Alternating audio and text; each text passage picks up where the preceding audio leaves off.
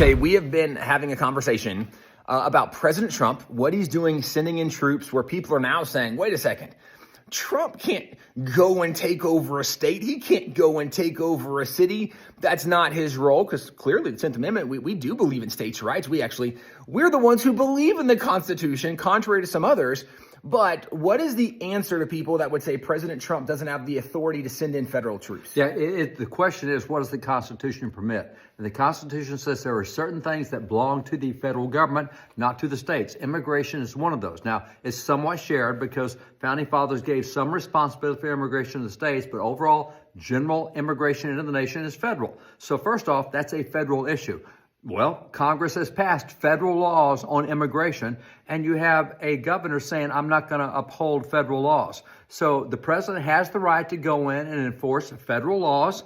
And as he got there, his folks come under attack. The federal officials, federal officers going in to uphold federal law are under attack. Those ICE agents, as they were going to arrest violent criminal illegal aliens, right? Remember that they were locked in somewhere. And this is part of what leads to the spontaneous protest, probably not very organic or spontaneous, but it's now led to days of riots. He's sending in troops, and people are questioning, can he do that? But part of the reason he sent them in was in response to these officers being assaulted in the first place. Yeah, he's defending federal law. He's defending federal officers who are upholding the law, and they're not going in and making these huge sweeps of taking everybody they see. They're after criminals, and that's the people they've been going after. And so you have now a governor obstructing the president from following federal law. He took an oath, the president took an oath to uphold it. He's doing that, and the governor says, no, I'm not going to let you enforce federal law. I'm going to hold that law in abeyance. So that's really what the dispute is with a really bad view from a state governor of what the Constitution says. He probably doesn't have a clue what it says.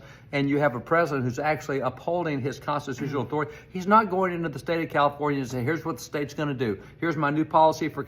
He's not doing it. He's not being the governor. He's being the president upholding federal law. And this is something, by the way, Gavin Newsom should have been enforcing the law all along. That's right. Mayor Karen Bass abandoning her responsibilities. All of this is something that directly lies on the head of the failure of the leadership of those leaders in California that were elected for the enforcement of some of these laws, the leadership. And probably not surprising, shouldn't be surprising to us, that Gavin Newsom, the guy that during COVID thought he was above the law, now thinks he shouldn't enforce the laws that he doesn't want to. Not surprising, but what President Trump is doing certainly is constitutional, certainly within his bounds. And also, you see all the police cars burning, all the destruction of property. That's where the governor should be stepping in. That is local crime that's at the state level, and the governor's not even stopping the crime. He's not even stopping the destruction of property. So citizens are going to pay for that because the governor won't even uphold state law. Failure in leadership is what we are seeing. And on the contrast, we're seeing somebody actually show leadership. And that's why the troops are being sent in.